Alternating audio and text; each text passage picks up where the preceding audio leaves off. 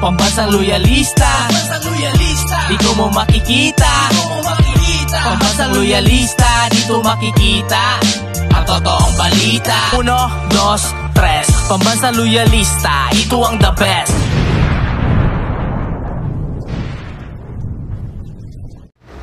Masayang araw po mga ka-PL. Pag-usapan lang po natin si Kuting Jr. May nakita ho kasi ako sa pahayagan dito po sa paborito kong tambayan. Dalawa ho ito. Una, etong pagbuo niya ng special committee para sa mga LGBTQ. At pangalawa, etong paghimok niya sa taong bayan na magkaroon pa ng pag-asa.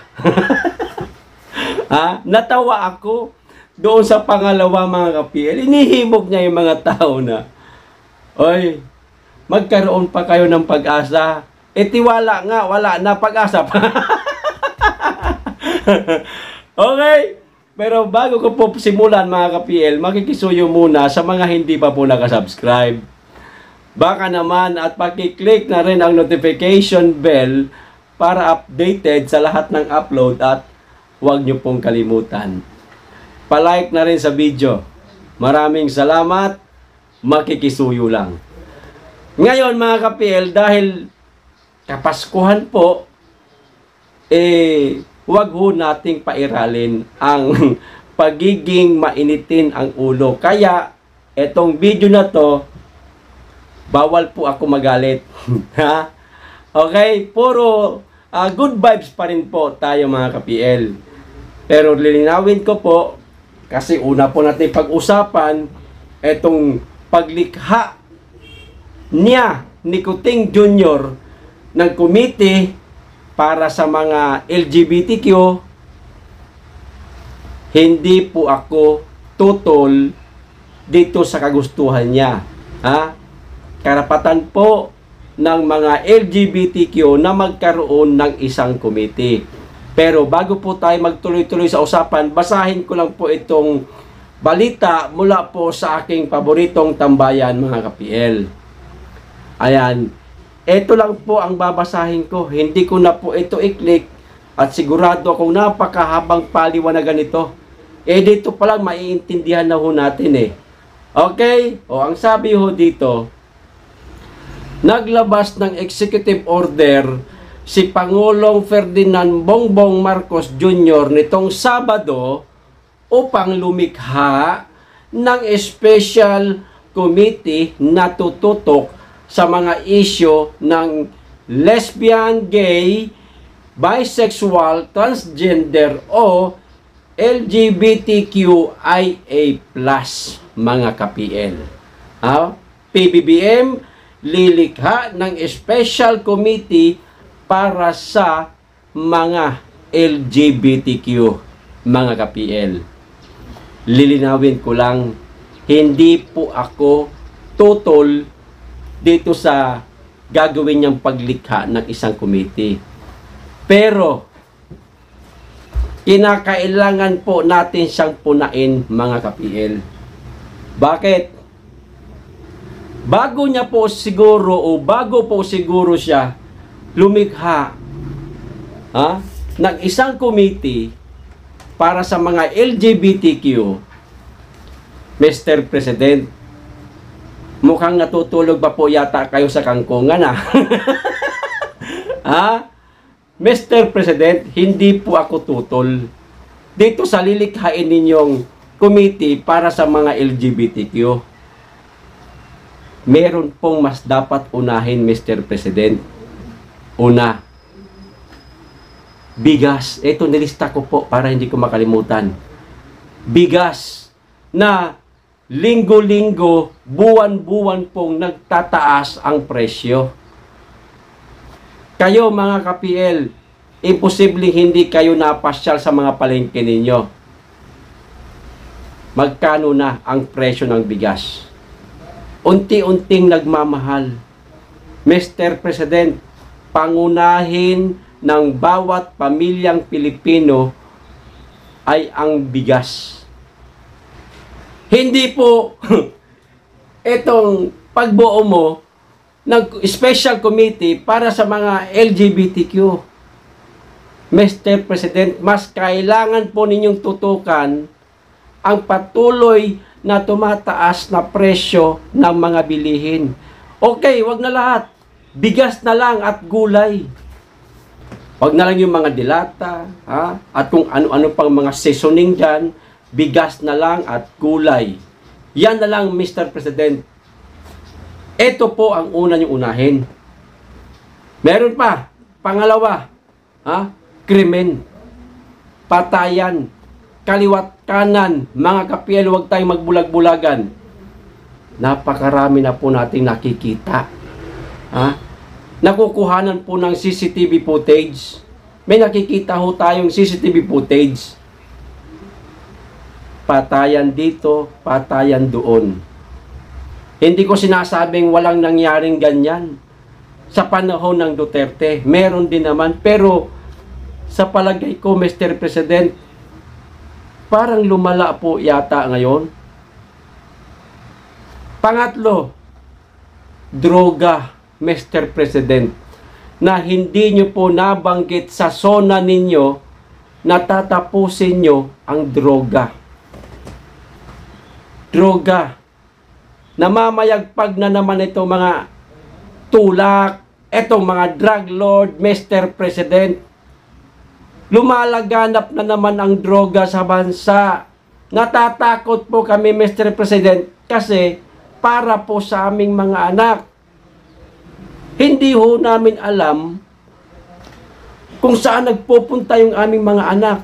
Maaaring ang paalam, eskwelahan.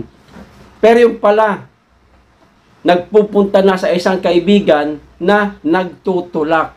Hindi ko sinasabing nangyayari ito sa anak ko.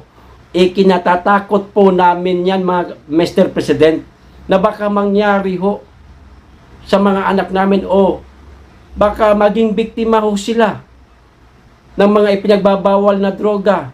Laganap na po ang droga sa bansa, Mr. President. Buksan niyo po ang isipan ninyo, Mr. President.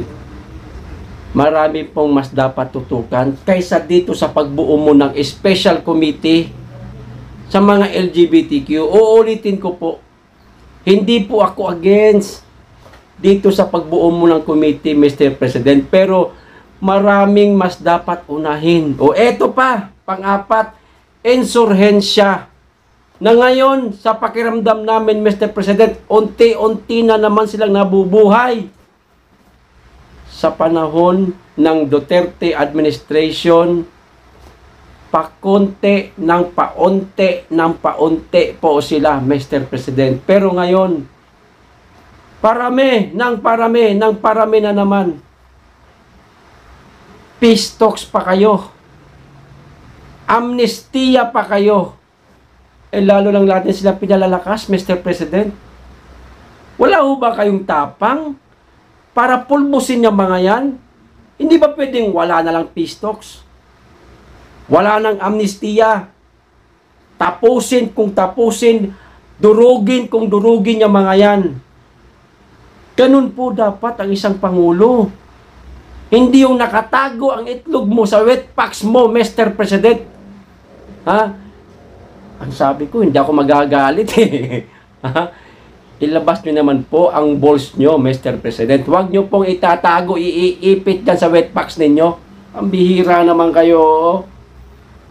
Insurhensya, kalaban yan ng pamahalaan. Isang araw.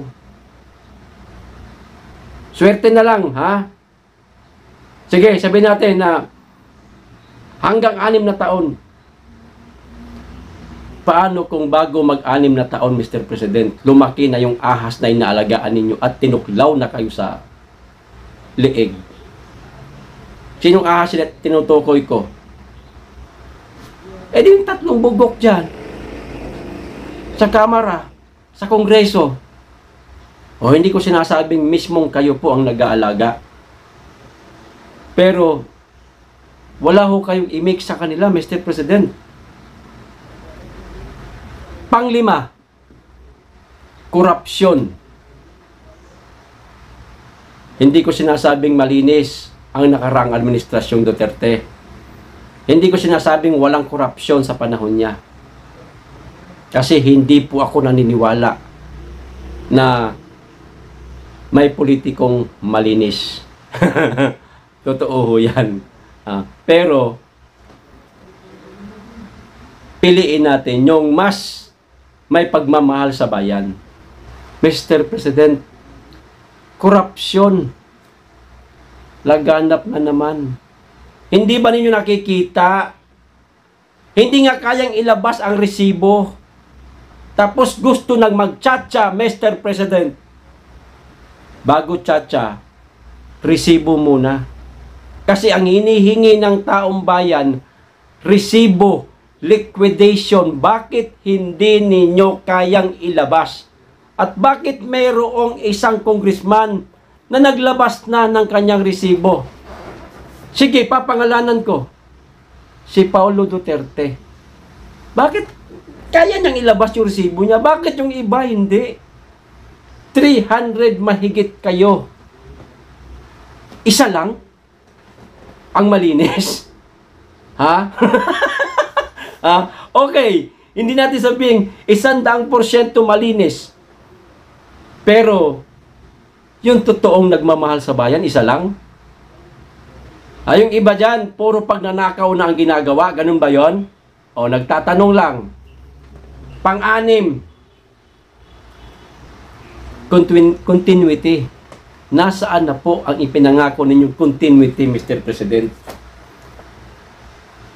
Isa ho yan sa dahilan bakit po kayo ibinoto ng mga taga-suporta ng mga Duterte, kasi ang gusto ho ninyo, ang sinabi ho ninyo, continuity, ipagpatuloy po ninyo ang mga nasimulan ng nakaraang administrasyon. Mga proyektong nabinbin, proyekto pa nung nakaraang administrasyon, ngayon nakabinbin na po. Kamusta na po ang BBM ninyo? Build better more. Mukhang hindi po umuusad, Mr. President. Tapos kalakas ng loob ninyo.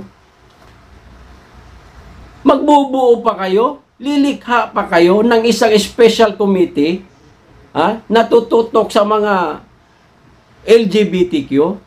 Napakaraming problema sa bansa, Mr. President. Abay, gising-gising po.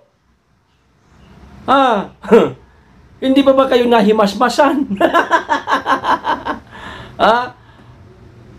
Magluto po kayo ng ulam na isda. Lagyan nyo po ng malunggay. Yan, nakakatanggal po yan ng hangover. Tapos tanglad. Damihan nyo na rin ng kamatis. Para meron po kayong lycopene. Ayan, gano'n nyo, Mr. President. Abay, gising-gising naman. Maraming mas dapat pagtuunan ng pansin kaysa sa dito nga pagbuo mo ng isang committee. Mga ka-PL, anong masasabi nyo dito sa unang topic natin? Pakikomento at meron pa tayong pangalawa. Ito pa, mas malala. Akala nyo tapos na tayo?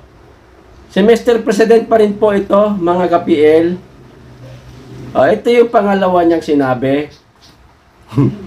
Matatawa kayo dito eh. Parang alam niyo yung batang grade 1, yung batang toddler pa lang, yung kaya pang utuin. Ito, kita nyo kung gaano niya tayo ginagawang kabugo talaga. Grabe itong... yan, dito pa rin sa paborito kong tambayan. Hinimok ni Pangulong Bongbong Marcos ang mga Pilipino.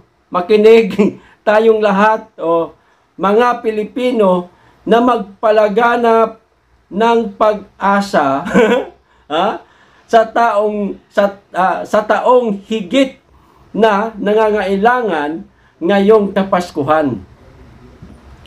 Nakuha niyo po? Ako naguluhan ako dito sa sasabi niya eh. Ulitin natin para mas maliwanag.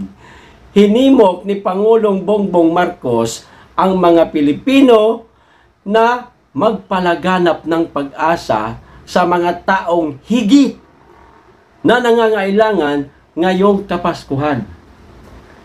Mga tao na mas higit nangangailangan ngayong Kapaskuhan di umano, mga ka-PL. Mr. President,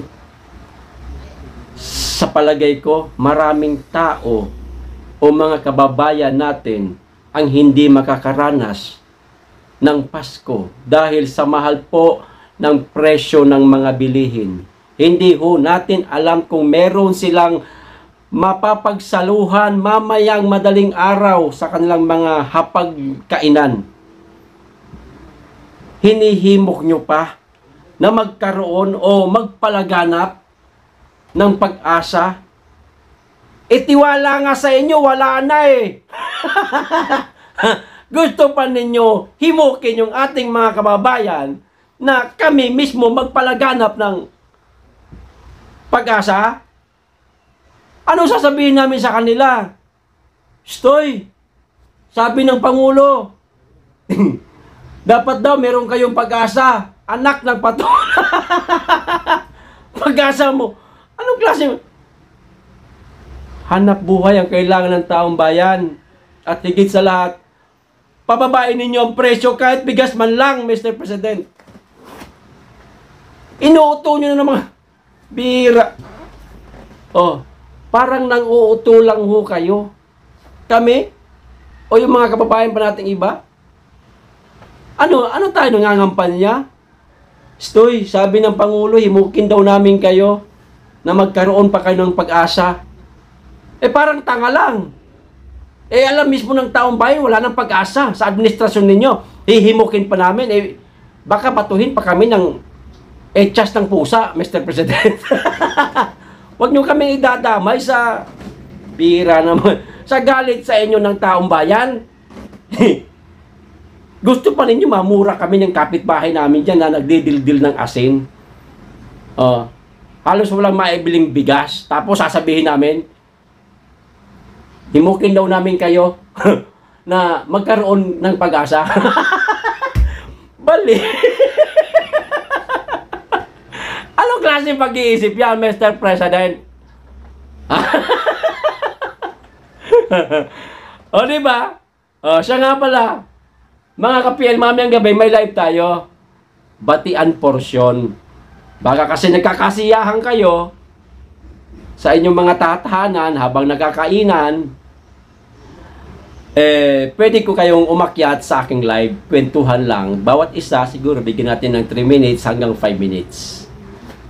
Okay? Ano pong masasabi ninyo sa dalawang napag-usapan natin? Itong mga sinabi ni Kuting Junior. Paki-comment lang po, hanggang dito lang. Maraming salamat, mag-iingat kayo lagi. Mahalin natin ang bansa. Be blessed.